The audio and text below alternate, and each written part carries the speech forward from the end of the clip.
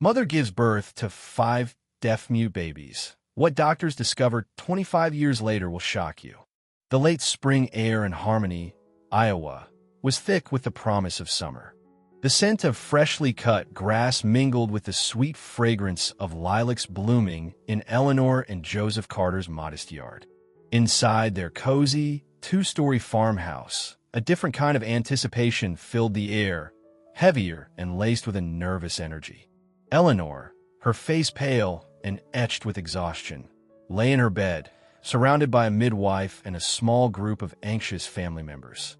Eleanor and Joseph had been married for 5 years, their lives a quiet tapestry of shared dreams and simple pleasures. Joseph worked as a mechanic at the local garage, his hands skilled and strong, his heart gentle and kind. Eleanor worked part-time at the town library, her love of books a quiet passion that she shared with the community. They had longed for children, dreaming of a house filled with laughter and the pitter-patter of little feet. But their journey to parenthood had been fraught with difficulty. Years of trying, countless doctor's appointments, and a heartbreaking miscarriage had left them weary but not defeated. And then, finally, a miracle. Eleanor was pregnant. Not just with one child, but with 5 quintuplets, a rare and wondrous occurrence that had sent ripples of excitement and disbelief through the small town. The pregnancy had been challenging, Eleanor's small frame struggling to accommodate the growing burden. But she had persevered, her determination fueled by the unwavering love and support of Joseph and their close-knit community. And now, the moment had arrived. The labor was long and arduous, stretching over 2 days. One by one, the babies were born, each one small but seemingly healthy. First came a boy, whom they named Samuel. Then another boy, Thomas. Then a girl, Mary, followed by another girl, Anna. And finally, another boy, David. 5 tiny babies, 5 perfect miracles. Eleanor and Joseph were overwhelmed with joy, their hearts overflowing with love for their newly expanded family. But as the days turned into weeks, a subtle unease began to creep into their joy. The babies were unusually quiet. They didn't cry like other newborns, their faces often blank, their eyes unfocused. At first, Eleanor and Joseph dismissed it as simply the babies' personalities. Perhaps they were just calm, peaceful babies. But as the weeks turned into months, the silence became more pronounced, more concerning. They took the babies to Dr. Miller, the town's kindly old pediatrician, a man who had delivered generations of Harmony residents. He examined the children carefully, his brow furrowed with concern. "Eleanor, Joseph," he said, his voice gentle but grave, "I've run some tests, and I'm afraid I have some difficult news. The children, they appear to be deaf, and they also show signs of being mute." The words hit Eleanor and Joseph like a physical blow. Deaf-mute, all 5 of them.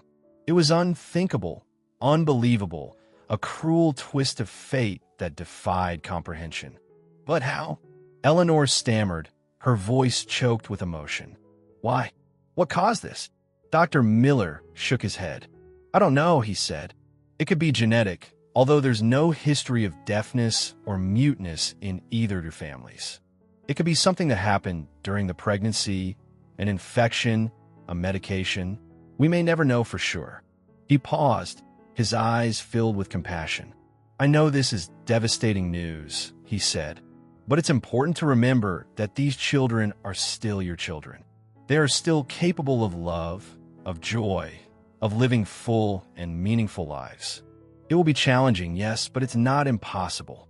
Eleanor and Joseph looked at each other, their eyes filled with a mixture of grief, fear, and a fierce, unwavering determination. They would face this challenge together. They would love their children, all 5 of them, unconditionally. They would learn to communicate with them, to understand their needs, to help them navigate a world that was not designed for them.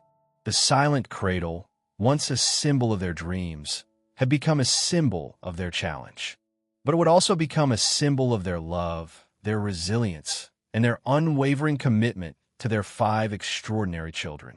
The journey ahead would be long and arduous, but they would face it together, hand in hand, heart to heart, guided by their love and their unwavering faith in the power of family. The Carter farmhouse, once filled with the quiet anticipation of parenthood, now echoed with a different kind of sound. The rhythmic tapping of hands on tables, the animated gestures of sign language, the soft rustle of pages turning in picture books. The 5 Carter children, Samuel, Thomas, Mary, Anna, and David, were growing up in a world of their own, a world of silence and visual communication, a world shaped by their shared deafness and muteness. Eleanor and Joseph, with the help of Dr. Miller and a team of specialists, had immersed themselves in the deaf community. They learned American Sign Language, ASL, transforming their home into a visual, expressive environment. They labeled everything with pictures and words, creating a visual dictionary that the children could use to learn and communicate. It wasn't easy. There were moments of frustration, of misunderstanding, of overwhelming exhaustion. But Eleanor and Joseph persevered, their love for their children a constant source of strength and motivation. The children, each with their own distinct personality, thrived in this environment of acceptance and understanding. Samuel, the oldest, was the quiet leader, the responsible one, always looking out for his siblings.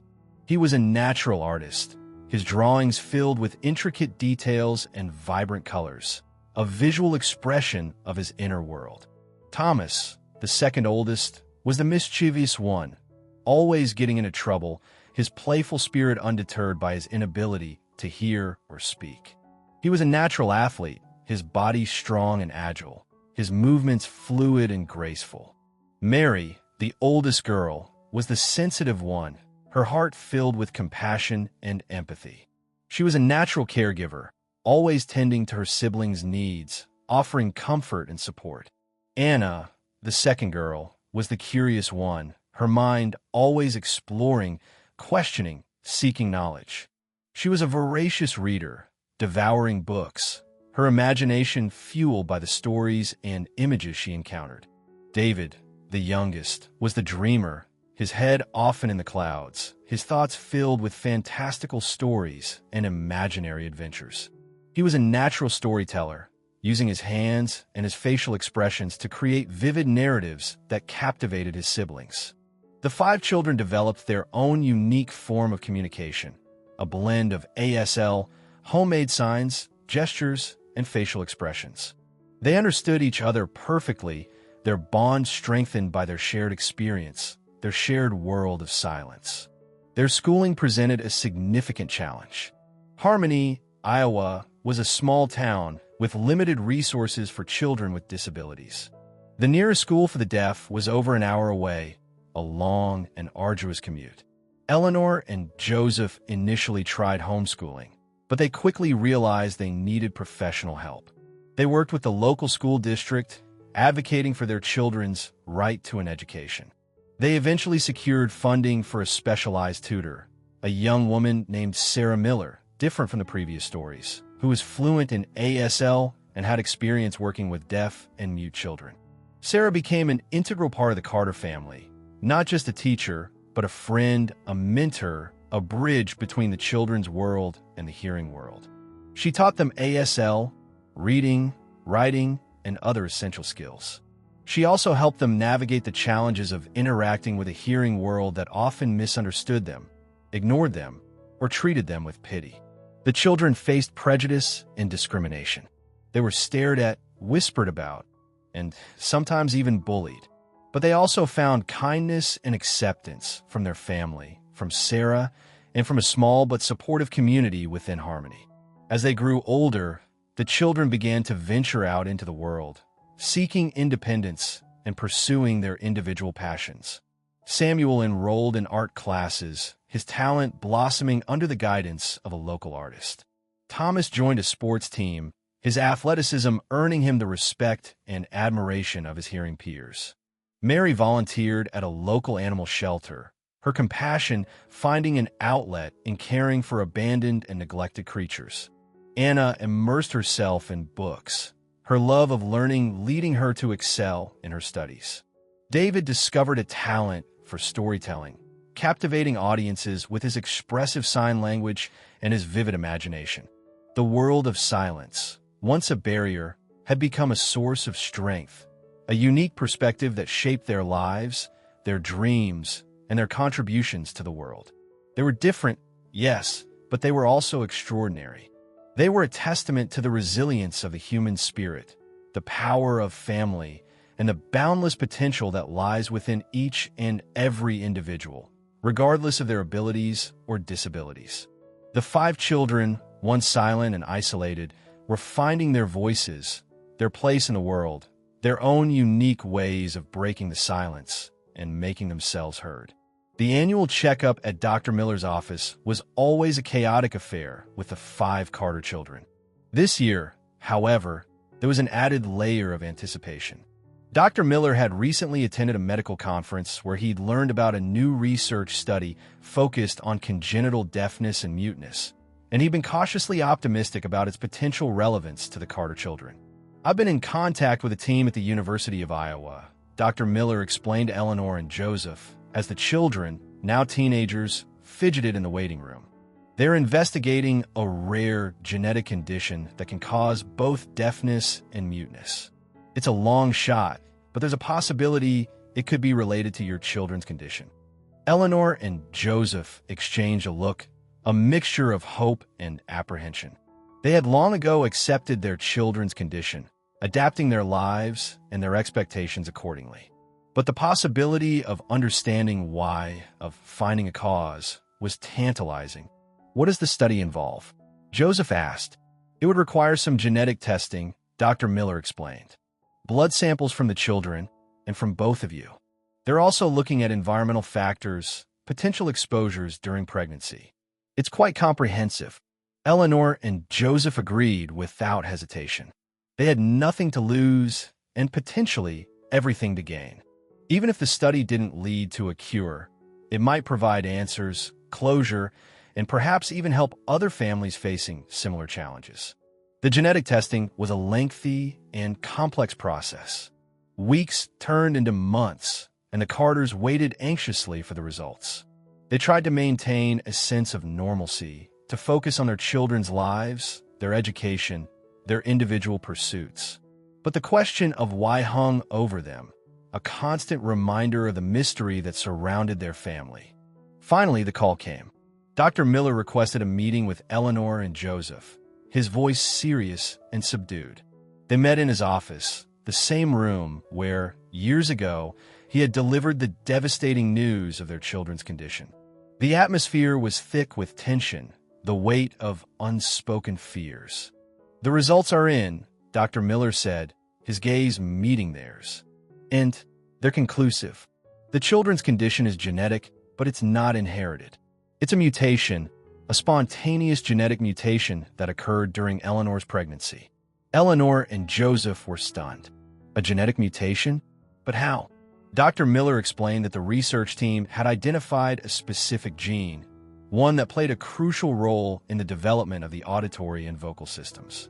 A mutation in this gene could disrupt the normal development of these systems, leading to both deafness and muteness. "But what caused the mutation?" Joseph asked, his voice filled with a mixture of anger and confusion. "Was it something I did? Something Eleanor did?" Dr. Miller shook his head. "Not necessarily," he said. "Genetic mutations can happen spontaneously, for no apparent reason. But in this case, the research team believes there may be an environmental link." He paused, his expression grave. "They found traces of a specific chemical compound in the children's blood samples," he said. "A compound that's known to be a mutagen, a substance that can cause genetic mutations. It's a pesticide, a highly toxic pesticide that was banned several years ago, but it's still present in the environment, in the soil and the water." Eleanor gasped, her hand flying to her mouth. "Pesticide?" she whispered. "But how?" Then she remembered. During her pregnancy, their farmhouse had been surrounded by fields that had been sprayed regularly with pesticides. She remembered the acrid smell, the warnings to stay indoors, the assurances from the local farmers that the chemicals were perfectly safe. The realization hit her like a physical blow. The pesticide, the banned chemical, had likely seeped into their well water, contaminating their drinking supply. She had unknowingly ingested the poison, exposing her unborn children to its devastating effects. Joseph, seeing his wife's distress, put a comforting arm around her. He, too, felt a surge of anger, of guilt, of profound sadness. But he also felt a sense of relief. They finally had an answer, a reason, a cause. "What can we do?" Joseph asked, his voice hoarse. "Is there any treatment? Any way to reverse the damage?" Dr. Miller shook his head sadly. "I'm afraid not," he said. "The damage is done. The genetic mutation is permanent." But he paused, his eyes filled with a flicker of hope. But there are new advancements, new therapies, new technologies that might help them. Cochlear implants, speech therapy, advanced communication devices. There are options. It won't be easy, but there is hope. The silence in the room was broken only by Eleanor's soft sobs. The discovery of the cause, the pesticide poisoning, had brought a mixture of relief and despair. Relief that they finally had an answer, despair that the damage was irreversible. But it had also brought a renewed sense of purpose, a determination to fight for their children, to provide them with every opportunity to live full and meaningful lives, despite the challenges they faced. The silence had been broken, not by sound, but by understanding. And that understanding, that knowledge, would be the foundation upon which they would build a new future, a future filled with hope, with possibilities, and with the unwavering love that bound them together as a family. The revelation of the pesticide poisoning as the cause of the children's condition sent ripples through Harmony, Iowa. The quiet farming community, once united by a shared sense of tradition and neighborly trust, was now divided by anger, suspicion, and a growing sense of betrayal. The local newspaper, the Harmony Herald, ran a front-page story about the Carter family, detailing the findings of the research study and the potential link to the banned pesticide. The story sparked a firestorm of controversy, with residents demanding answers, accountability, and justice. Farmers who had used the pesticide, now facing potential lawsuits and criminal charges, vehemently denied any wrongdoing. They claimed they had followed all regulations, that the pesticide had been approved by the government, and that there was no proof of a direct link between the chemical and the Carter children's condition. The local authorities, initially hesitant to get involved, were forced to launch an investigation. They collected water samples from wells throughout the area, tested the soil, and interviewed residents, farmers, and local officials. The investigation revealed a pattern of negligence, corruption, and cover-up. The pesticide company, a large multinational corporation, had known about the dangers of the chemical for years, but had suppressed the information, lobbying government officials to keep it on the market. Local officials, influenced by the company's wealth and power, had turned a blind eye to the potential risks, prioritizing economic interests over the health and safety of their community. The Carter family, thrust into the center of this controversy, became reluctant symbols of the fight against corporate greed and environmental injustice. They received an outpouring of support from across the country, from individuals, organizations, and even celebrities who were moved by their story. But they also faced backlash, threats, and intimidation from those who had a vested interest in suppressing the truth. They received anonymous phone calls, hate mail, and even death threats. Their farmhouse was vandalized, their property damaged. Eleanor and Joseph, despite their fear, refused to be silenced. They were determined to fight for justice, not just for their own children, but for all the families who had been affected by the pesticide poisoning. They joined forces with other families, forming a support group, sharing their stories, and demanding accountability. They hired a lawyer, a seasoned environmental litigator named David Rosen, different from the children's names, who specialized in cases of corporate negligence and environmental contamination. Rosen filed a class action lawsuit against the pesticide company, seeking compensation for the damages caused by their product. He also filed lawsuits against the local officials who had failed to protect the community, accusing them of corruption and dereliction of duty. The legal battles were long and arduous, stretching over years. The pesticide company, with its vast resources and army of lawyers, fought back fiercely, using every legal tactic at their disposal to delay, obstruct, and discredit the plaintiffs. But the Carters and their allies persevered, fueled by their unwavering determination to seek justice and to prevent future tragedies. They organized protests, rallies, and public awareness campaigns, drawing attention to the dangers of toxic chemicals and the importance of environmental protection. Meanwhile, the 5 Carter children were undergoing a series of evaluations and consultations with specialists. The possibility of cochlear implants, devices that could potentially restore some level of hearing, was explored. The decision was not an easy one. Cochlear implants were controversial within the deaf community, some viewing them as a threat to deaf culture and identity. There were also risks associated with the surgery and no guarantee of success. Eleanor and Joseph, after much research, discussion, and soul-searching, decided to allow the children to make their own individual choices. They presented them with the information, explained the potential benefits and risks, and supported their decisions, whatever they might be. Samuel, the oldest, and Anna, the curious one, decided to proceed with the cochlear implant surgery. They were eager to experience the world of sound, to hear the voices of their family, to access a wider range of educational and social opportunities. Thomas, the athlete, and Mary, the caregiver, decided against the surgery. They were comfortable in their world of silence, proud of their deaf identity, and content with their ability to communicate through sign language. David, the dreamer, was initially undecided. He was intrigued by the possibility of hearing, but also apprehensive about the surgery and the potential changes it might bring. He eventually decided to wait, to see how his siblings adapted to the implants, and to make his decision later. The surgeries were performed, and the waiting began. The activation of the cochlear implants, weeks later, was an emotional moment for the entire family. Samuel, hearing sound for the first time, was initially overwhelmed, his eyes widening in surprise and confusion. But as he began to distinguish individual sounds, the voices of his parents, the laughter of his siblings, a slow smile spread across his face. Anna, always eager to learn, embraced the new technology with enthusiasm. She quickly adapted to the implants, her world expanding exponentially as she discovered the sounds of music, of nature, of the human voice. The cochlear implants were not a cure, but they were a tool, a bridge between the world of silence and the world of sound.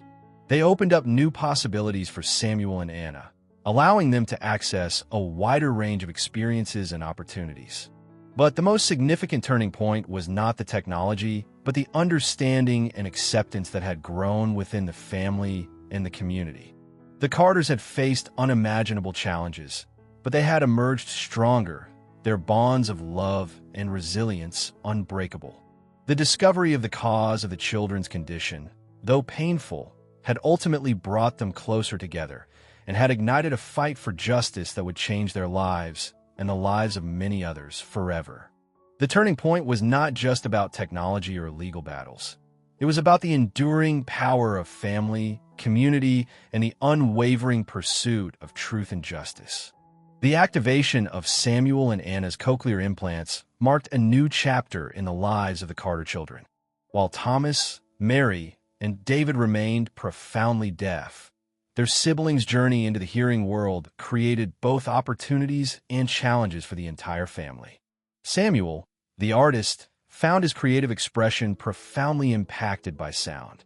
The rustling of leaves, the chirping of birds, the rhythm of music, all these new sensory inputs infused his artwork with a new dimension. He began to experiment with incorporating sound into his art, creating multimedia installations that explored the interplay between the visual and the auditory. He earned a scholarship to a prestigious art school, where he thrived, his unique perspective and talent earning him recognition and acclaim. He still primarily used ASL to converse, and remained close with his brother. Anna, the scholar, devoured the world of spoken language with the same veracity she had previously dedicated to books. She excelled in her studies, her cochlear implants allowing her to participate fully in classroom discussions and lectures. She discovered a passion for languages, learning to speak not only English but also Spanish and French. She dreamed of becoming a translator, bridging the communication gap between different cultures and communities. She had always been an independent child and became more so. Thomas, the athlete, remained firmly rooted in the deaf community. He continued to excel in sports, competing in Deaflympics and becoming a role model for other deaf athletes. He found that his enhanced awareness of body language and visual cues gave him an advantage in many sports. He became an advocate for deaf rights, working to raise awareness about deaf culture and to promote inclusivity in sports and recreation. He remained particularly close with Mary. Mary, the caregiver, found her calling in working with animals. She had a natural empathy and a gentle touch that calmed even the most skittish creatures. She volunteered at a local animal shelter and eventually found work as a veterinary technician, her ability to communicate with animals non-verbally proving to be a significant asset. She embraced sign language as her primary mode of communication, finding beauty and expressiveness in its visual poetry. David, the dreamer, initially hesitant about cochlear implants, eventually decided to try them when he turned 18. The experience was overwhelming for him, the sudden influx of sound disorienting and at times distressing.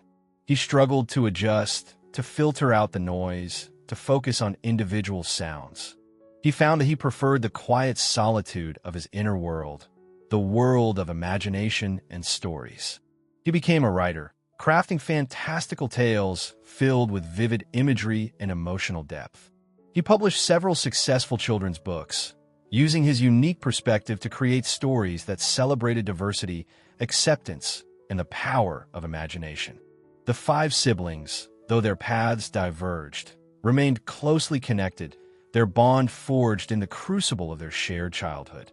They had learned to navigate a world that was not always welcoming, not always understanding. They had faced prejudice, discrimination, and ignorance. But they had also found support, acceptance, and love within their family, within their community, and within themselves. They often gathered at the family farmhouse in Harmony, Iowa, their conversations a lively mix of spoken English and ASL, their laughter echoing through the rooms, their shared history a constant source of strength and connection. They had each found their own voice, their own way of expressing themselves, their own path to fulfillment. They were a testament to the resilience of the human spirit, the power of family, and the boundless potential that lies within each individual, regardless of their abilities or disabilities. The five voices, once silent, now resonated with strength, with creativity, with compassion, and with a deep understanding of the world and their place within it.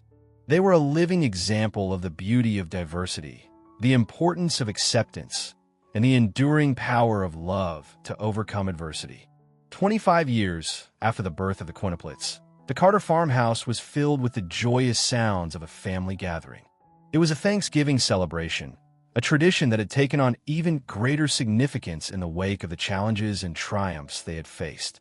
Eleanor and Joseph, now in their 70s, their faces etched with the lines of time and experience, but their eyes still shining with love and pride, watched over their children and grandchildren. Their home, once a place of quiet anxiety, was now a vibrant hub of activity, a testament to the enduring strength of family bonds. Samuel, now a successful artist, had brought his wife, Sarah, a different Sarah, and their two young children. His artwork, infused with his unique perspective as a formerly deaf individual, adorned the walls of the farmhouse, a vibrant tapestry of colors and textures. Thomas, a celebrated Deaflympian, was there with his partner, Mark, a different Mark, a fellow athlete he had met at a competition. They were both active in the deaf community, advocating for accessibility and inclusion in sports. Mary, a respected veterinary technician, arrived with her husband, a veterinarian she had met at the animal shelter. They had adopted 3 children, each with special needs, their home a haven of love and acceptance. Anna, a multilingual translator, had just returned from a trip to Europe, her life a whirlwind of international travel and linguistic adventures. She was engaged to a fellow translator, a man she had met at a conference, their shared passion for language forging a deep connection. David, a successful children's author, was there with his wife, a librarian he had met at a book signing. They had one child, a bright and curious little girl who was already showing signs of inheriting her father's vivid imagination. The 5 siblings, now adults with their own families and careers, still communicated with a seamless blend of spoken English and ASL, their hands flying, their faces expressive, their bond unbreakable. They teased each other, shared stories, and reminisced about their childhood, their laughter echoing through the farmhouse. The grandchildren, a mix of hearing and deaf, were learning to navigate both worlds, their lives enriched by the diversity of their family. They were taught ASL from a young age, and they embraced their deaf/hard-of-hearing cousins with open hearts and minds. The conversation eventually turned to the past, to the difficult years of their childhood, to the pesticide poisoning that had irrevocably changed their lives. They spoke of the legal battles, the public outcry, the eventual victory against the powerful corporation that had poisoned their community. They spoke of the individuals who had helped them along the way. Dr. Miller, the kindly pediatrician who had first recognized their condition. Sarah Miller, the dedicated tutor who had opened up the world of language and learning. Dr. Ramirez, the therapist who had helped them heal from the trauma. David Rosen, the lawyer who had fought tirelessly for justice. And Mr. Abernathy, the unlikely ally who had found redemption through his support of their family. They also spoke of those who had not survived, the victims of the pesticide poisoning who had suffered from various illnesses and disabilities. They remembered them with sadness and respect, vowing to continue the fight for environmental justice, to ensure that such a tragedy would never happen again. Eleanor, looking at her children and grandchildren, felt a profound sense of gratitude. They had faced unimaginable challenges, but they had overcome them, emerging stronger, more resilient, and more compassionate. They had transformed their pain into purpose, their silence into a powerful voice for change. Joseph, his arm around Eleanor, echoed her sentiments. "We were blessed," he said, his voice thick with emotion. "We were blessed with 5 extraordinary children, and we were blessed with the strength to face whatever came our way." The legacy of the Carter family was not just about overcoming adversity. It was about the enduring power of love, the importance of family, and the unwavering commitment to justice.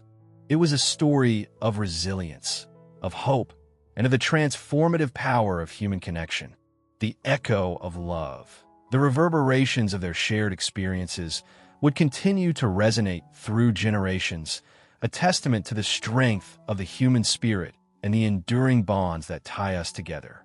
The silence of their early years have been replaced by a chorus of voices, a symphony of life, a celebration of family, and a testament to the enduring power of love to overcome even the greatest of challenges.